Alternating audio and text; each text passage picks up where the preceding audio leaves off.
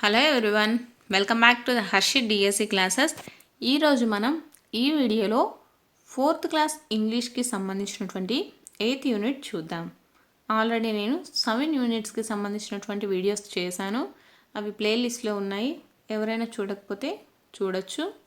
అలాగే మీకు గనక ఈ వీడియోలు నచ్చినట్లయితే లైక్ చేయండి, సబ్స్క్రైబ్ చేయండి. 8th యూనిట్ నేమ్ వచ్చేసి the tree and the river. ఈ లెసన్లో ఉన్నటువంటి గ్రాసరీ చూద్దాము.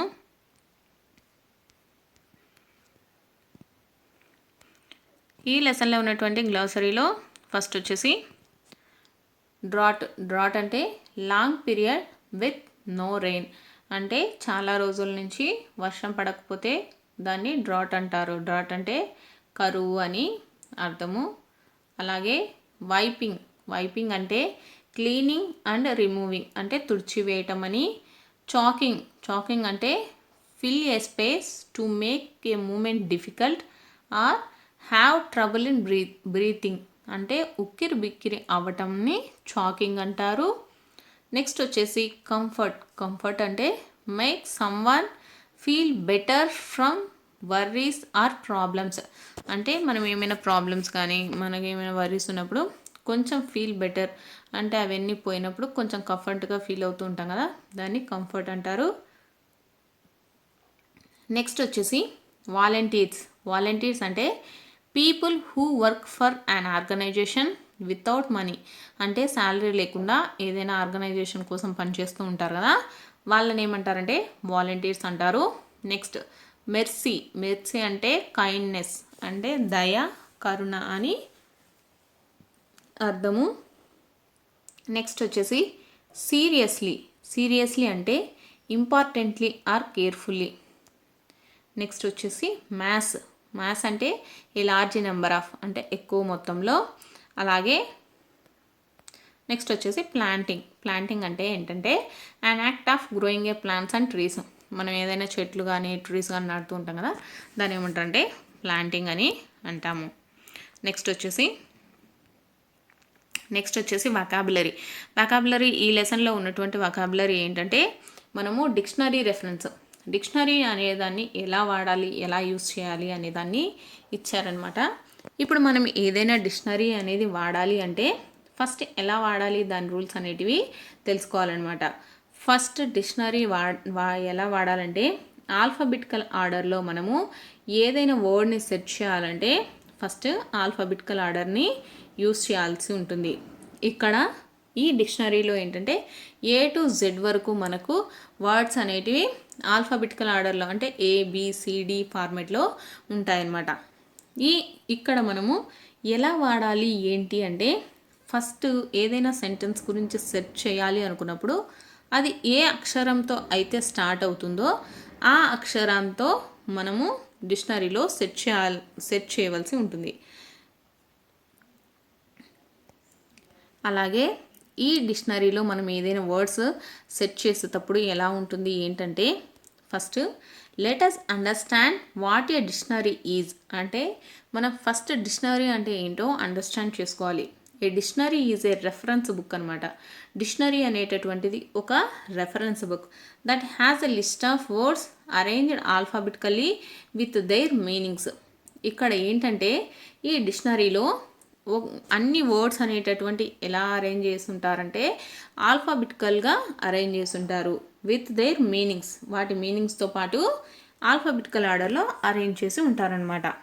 ఏ dictionary entry will have the word, ఆ డిక్షనరీలో మనకు ఏదైనా చూడాలంటే అవి వర్డ్స్ అనేటివి మనకు వచ్చి ఉండాలి. మనం ఏదైతే వర్డ్ అనేది వెతకాలి అనుకుంటున్నామో ఆ వర్డ్ తెలిసి ఉండాలి. It's part of speech and meaning, ఆ వర్డ్కి సంబంధించినటువంటి అది ఏ పార్ట్ ఆఫ్ స్పీచ్కి సంబంధించింది, అలాగే దాని యొక్క మీనింగ్ కూడా డిక్షనరీలో ఉంటుందన్నమాట. ఎగ్జాంపుల్ వచ్చేసి సెంటెన్స్ కానీ లేకపోతే దాని యొక్క శాంపుల్ సెంటెన్స్ ఎక్సెట్రా అనేవి దానికి ఇచ్చేసి ఉంటారనమాట. ఇక్కడ మనము డిక్షనరీలో ఎలా యూస్ చేయాలి ఏదైనా పదానికి సంబంధించి అని ఇచ్చారు, చూద్దాం. ఇక్కడ ఏంటంటే అబ్జర్వ్ ద అండర్లైన్ వర్డ్ అని ఇచ్చారు. They wrote a letter to the Green Club volunteers. ఈ గ్రీన్ క్లబ్ వాలంటీర్స్కి ఏదో ఒక లెటర్ అనేది రాశారనమాట.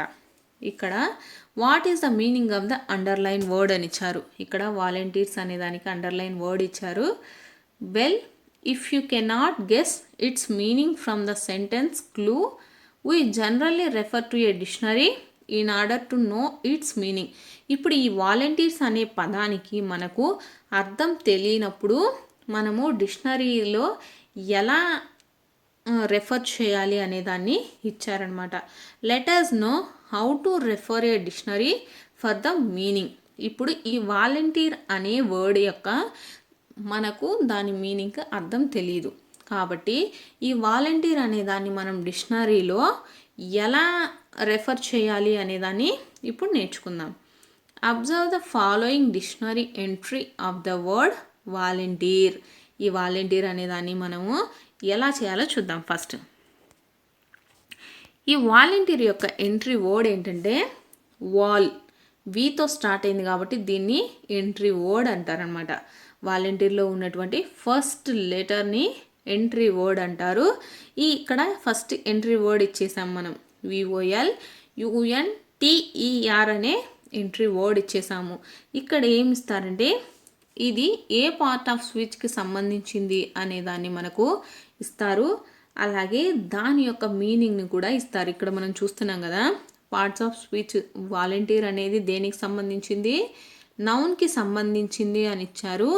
అలాగే దీని యొక్క మీనింగ్ ఏంటంటే a person who does not a job without being paid for it. అంటే అతను జాబ్ చేస్తూ ఉన్నాడు కాకపోతే దానికి మనీ అనేది ఇవ్వరనమాట. వాలంటీర్ హెల్పర్స్ అనమాట. School needs the volunteers to help the children to read అనేది ఏంటంటే ఇది ఫస్ట్ది ఏంటంటే ఈ వాలంటీర్ అనే దానికి మీనింగ్ ఇచ్చారు. నెక్స్ట్ వచ్చేసి ఎగ్జాంపుల్ సెంటెన్స్ కూడా ఇచ్చారు.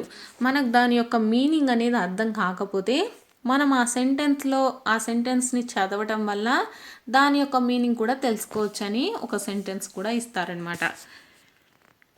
ఇలా ఈ లెసన్లో ఏంటంటే మనము డిక్షనరీ అనేది ఎలా రెఫర్ చేయాలని ఇచ్చారు. డిక్షనరీలో ఫస్ట్ ఏముంటుంది? ఒక ఎంట్రీ వర్డ్ ఫస్ట్ ఉండే. మనం ఏదైనా వర్డ్కి మీనింగ్ తెలుసుకోవాలనుకుంటే ఆ వర్డ్లో ఉన్నటువంటి ఫస్ట్ లెటర్ని ఏమంటారంటే ఎంట్రీ వర్డ్ అంటారు. దీంట్లో ఆ ఎంట్రీ వర్డ్కి మనకు పార్ట్స్ ఆఫ్ స్పీచ్, ఆ ఎంట్రీ వర్డ్ అనేది మనకు ఏ పార్ట్స్ ఆఫ్ స్పీచ్ ఉంటుంది, అలాగే ఆ సెంటెన్స్ యొక్క మీనింగ్ ఇస్తారు. అలాగే ఒక ఎగ్జాంపుల్ సెంటెన్స్ కూడా ఇస్తారు మనం అండర్స్టాండ్ చేసుకోవడానికి. నెక్స్ట్ వచ్చేసి మనకి ఇక్కడ యాక్టివిటీలో ఏమి ఇచ్చారంటే arrange the following words in alphabetical order.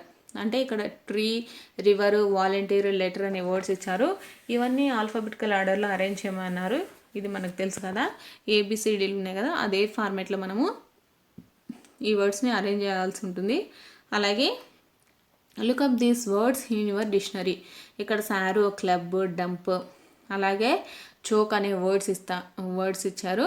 ఇవేంటంటే మనం డిక్షనరీలో ఎలా రెఫర్ చేయాలి అనే దాని గురించి ఇచ్చారు. నెక్స్ట్ వచ్చేసి గ్రామర్ పార్ట్ కింద ఏమి ఇచ్చారంటే అనాగ్రమ్స్ ఇచ్చారు. అనాగ్రమ్స్ అంటే ఏంటంటే look at the underline words in the following sentence. The waste is choking me అంటే the waste is choking me అంటే we can make a new word by rearranging the letters of the word waste. The new word is sweet. Here the sweet is called an anagram of waste.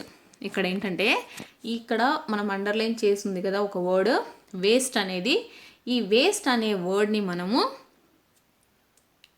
ఈ words ఇక్కడ ఉండే లెటర్స్ని ఏంటంటే మనము వాడిన లెటర్ని వాడకుండా ఆ లెటర్ని జస్ట్ మనం రీఅరేంజ్ చేయడం వల్ల మనం ఇంకొక కొత్త వర్డ్ అనేది తయారు చేయొచ్చు అనమాట. అలాంటి వర్డ్స్ని మనం ఏమంటారంటే అనాగ్రమ్స్ అంటారు.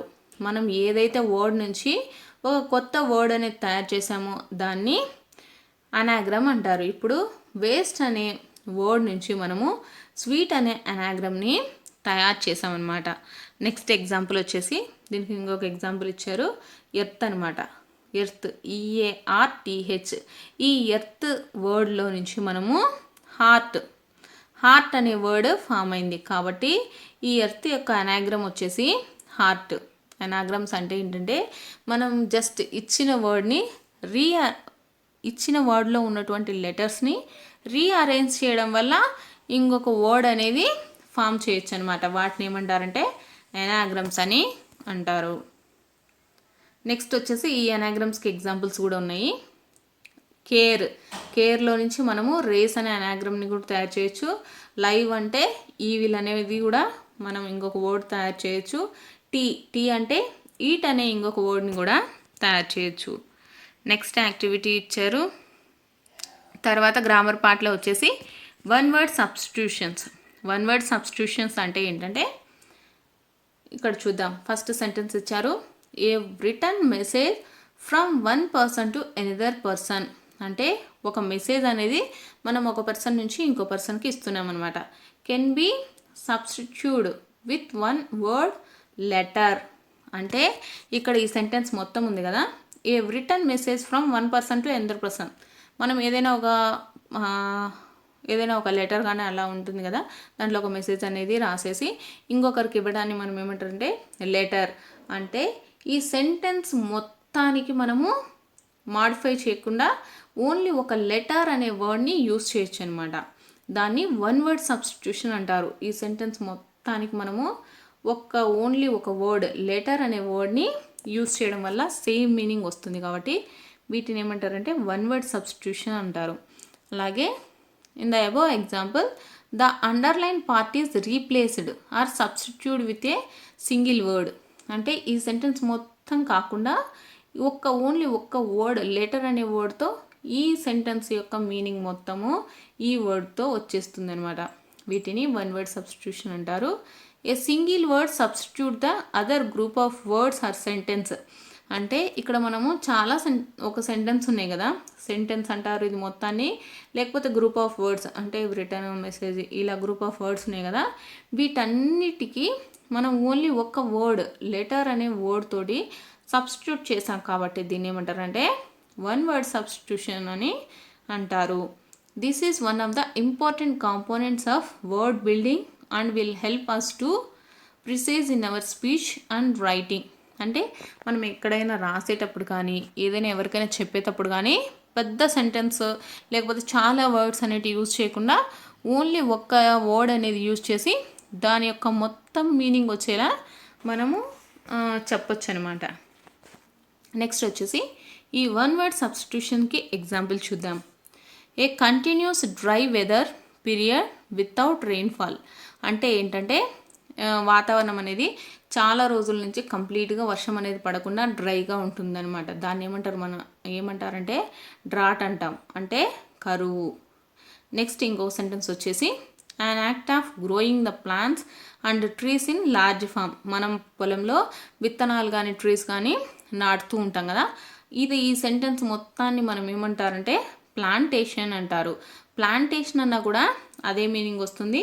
అలాగే an act of growing plants and trees in the large farm అన్నా కూడా సేమ్ మీనింగ్ వస్తుంది. కాబట్టి ఈ సెంటెన్స్ మొత్తానికి మనము ఈ ప్లాంటేషన్ అనే ఒక వర్డ్ యూజ్ చేసి ఈ సెంటెన్స్కి ఉండే మీనింగ్ మొత్తాన్ని ఈ వర్డ్లో మనము చెప్పచ్చు అనమాట. ఇది వన్ వర్డ్ సబ్స్టిట్యూషన్ అండి. నెక్స్ట్ వచ్చేసి వర్డ్ పార్ట్నర్ అని ఇచ్చారు గ్రామర్లో. వర్డ్ పార్ట్నర్ అంటే కొలకేషన్స్ అంటే ఏంటంటే ఇప్పుడు మనం చూద్దాం. Wiping the tears the tree said. అంటే అది ఏడుస్తూ చెప్తుందనమాట. Wiping the tears the tree said ఏం చెప్పింది అనేది మనకు చూద్దాం. ఇక్కడ వైపింగ్ అనే దాన్ని అండర్లైన్ చేశారు కదా, అలాగే వైపింగ్ ఈ టియర్స్ అనే ఈ రెండు అనేటటువంటివి వర్డ్ పార్ట్నర్స్ అనమాట. ఎందుకంటే in the above sentence the word wipes goes well with the word tears అనమాట. అంటే ఇక్కడ వైప్ అనేది ఉంది కదా, ఈ వైప్కి ఈ టియర్స్కి these natural word combinations are call collocations. అంటే కొన్ని వర్డ్స్ అనేటివి అవి ఆ రెండింటిని వాడడం వల్ల అవి దగ్గరగా మ్యాచ్ అయినట్టు ఉంటాయి. దాన్ని వాడడం వల్ల అవి ఎలా ఉంటాయంటే న్యాచురల్ కాంబినేషన్ వర్డ్స్ లాగా మనకు కనిపిస్తూ ఉంటాయి అన్నమాట. వాటిని ఏమంటారంటే కొలకేషన్స్ అంటారు. ఇక్కడ wipe tears, it sounds natural to say wipe your tears. It does not sound good or natural to say. Clean your tears, remove your tears అనేది యూస్ చేస్తాము. కానీ మనకు ఈ వైప్కి టియర్స్కి ఉన్నటువంటి పార్ట్నర్షిప్ అంటే ఆ రెండింటిని యూస్ చేసినప్పుడు దాని యొక్క మీనింగ్ ఏంటంటే న్యాచురల్గా ఉంటుంది. కాబట్టి వీటిని కొలకేషన్స్ అంటారు. దీనికి ఒక ఎగ్జాంపుల్ వచ్చేసి సేవ్ ద టైం. అంటే సేవ్ అనేది వేరు, టైం అనేది వేరు. ఈ రెండింటిని ఏంటంటే మనం సేవ్ టైం ఇక్కడ రెగ్యులర్గా యూస్ చేస్తూ ఉంటాం అనమాట.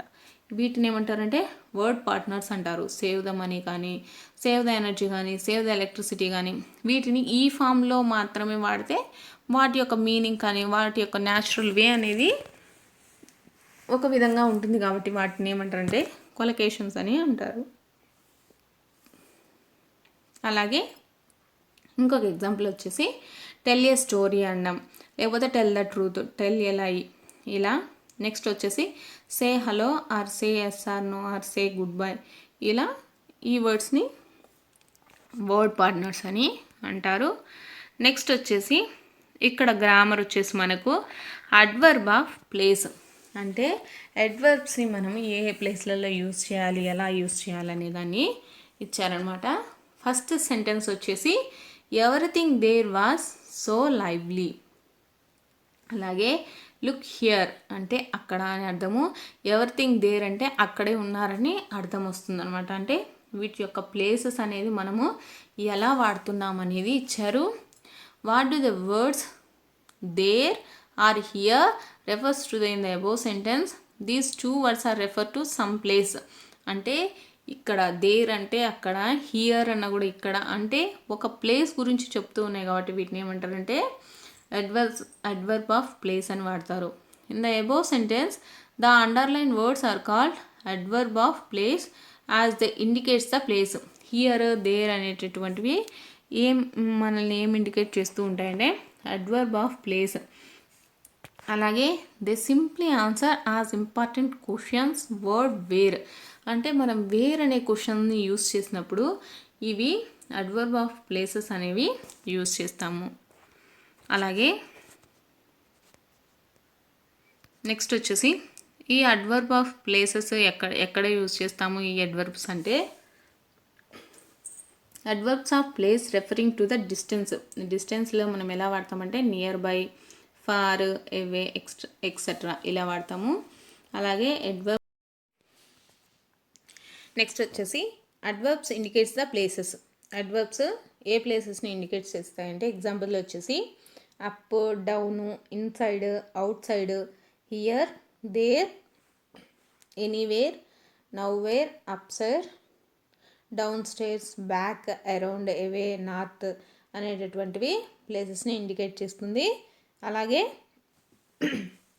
Adverb of place indicating the objects యొక్క పొజిషన్ అనమాట. ఆబ్జెక్ట్స్ అనేటివి ఎక్కడ ఉన్నాయి, బిహైండ్ వెనకాల, అబోవ్ పైన, త్రూ బిట్వీన్ మధ్యలో, బిలో, అండర్నెత్ అనేటటువంటి పొజిషన్ని ఈ అడ్వర్బ్ ఆఫ్ ప్లేసెస్ అనేటటువంటివి ఇండికేట్ చేస్తాయి. అలాగే adverb of place indicating the movement in particular directions అనమాట. మనం డైరెక్షన్స్లో కూడా యూస్ చేస్తాం. ఫార్వర్డ్ కానీ, backward, towards, westward, eastward, onwards అనేటటువంటి డైరెక్షన్స్లో కూడా మనము అడ్వర్బ్స్ అనేటివి యూస్ చేస్తాము. అలాగే నెక్స్ట్ వచ్చేసి మనకు ఫుల్ స్టాప్ అలాగే క్వశ్చన్ మార్క్, అలాగే ఎక్స్క్లమేటరీ మార్క్ అనేది ఎక్కడ యూస్ చేస్తాము అనేటటువంటివి కూడా ఇచ్చారు. వీటిని ఏమంటారంటే పంక్చువేషన్ మార్క్స్ అంటారు. ద రివర్ వాస్ క్రయింగ్ అంటే ద సెంటెన్స్ అనేది కంప్లీట్ అయిపోయింది కాబట్టి మనం ఫుల్ స్టాప్ అనే దాన్ని వాడతాము. అలాగే వాట్ ఈస్ ద మ్యాటర్ ఏమైంది అంటే ఏంటి అనేదాన్ని అడుగుతున్నాం కాబట్టి, క్వశ్చన్ చేస్తున్నాం కాబట్టి మనము క్వశ్చన్ మార్క్ అనేదాన్ని యూస్ చేస్తాము.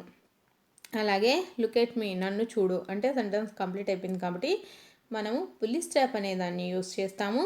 నెక్స్ట్ వచ్చేసి వాట్ ఏ బిగ్ చేంజ్ అంటే ఏంటి ఇంతలా చేంజ్ అయిందంటే మనం ఏదైనా ఆశ్చర్యకరంగా అడిగినప్పుడు మనము ఎక్స్క్లమేటరీ సెంటెన్స్ అనేది యూజ్ చేస్తాము. ఇక్కడ ఏమి ఇచ్చారంటే ద సెకండ్ సెంటెన్స్ క్వశ్చన్ ఏంటంటే for information A question mark comes at the end of the indicating A question. మనం ఏదైనా క్వశ్చన్ అడిగినప్పుడు లాస్ట్లో క్వశ్చన్ మార్క్ అనేది యూస్ చేస్తాము. అలాగే the third sentence contains a simple instruction or command. This sentence is complete in its meaning. మనం ఏదైనా command ఇచ్చినా కూడా అదొక సెంటెన్స్ అనేది కంప్లీట్ మీనింగ్ ఇచ్చినప్పుడు మనము ఒక ఫుల్ స్టాప్ అనేది యూస్ చేస్తాము. అలాగే ఫోర్త్ సెంటెన్స్ చూసాం కదా, contain the feelings or emotions. అది ఒక ఆశ్చర్యకరమైనటువంటి ఎమోషన్ కాబట్టి such sentence always ends with an exclamatory mark. ఈ ఎక్స్క్లమేటరీ మార్క్ అనేది మనము యూస్ చేస్తాము. దీన్ని ఫుల్ స్టాప్ అంటారు. ఇది క్వశ్చన్ మార్క్, ఇది ఎక్స్క్లమేటరీ సెంటెన్స్. నెక్స్ట్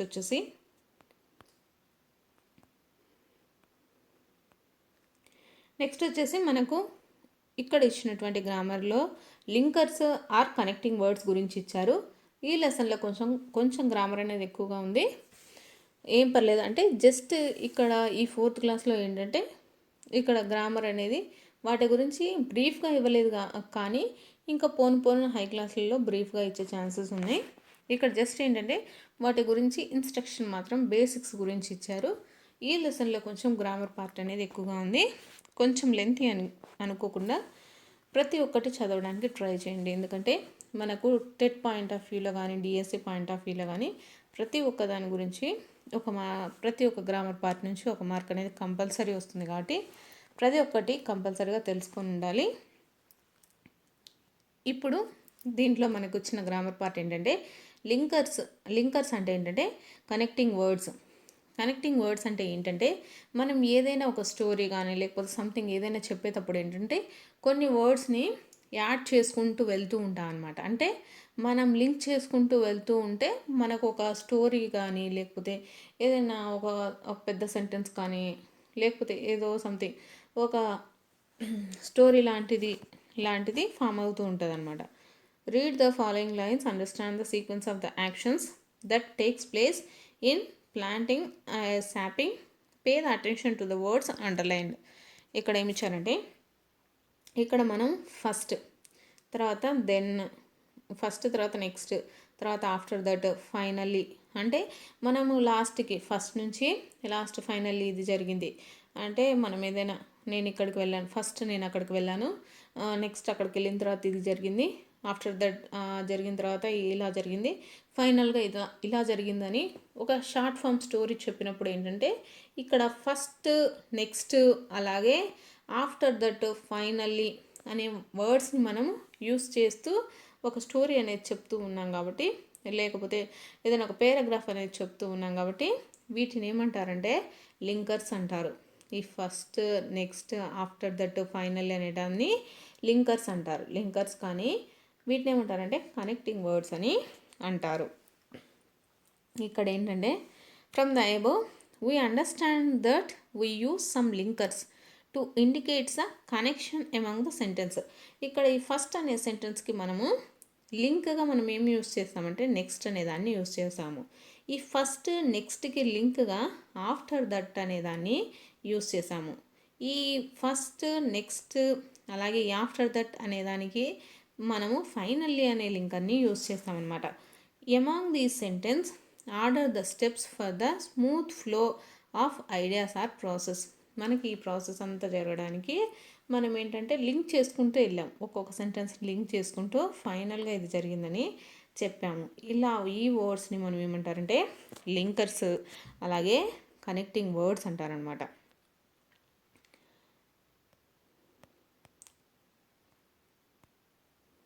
ఇవి ఫ్రెండ్స్ ఈ లెసన్లో ఉన్నటువంటి గ్లోసరీ అలాగే గ్రామర్ పార్ట్కి సంబంధించి. మీకు కనుక ఈ వీడియో నచ్చినట్లయితే లైక్ చేయండి, సబ్స్క్రైబ్ చేయండి.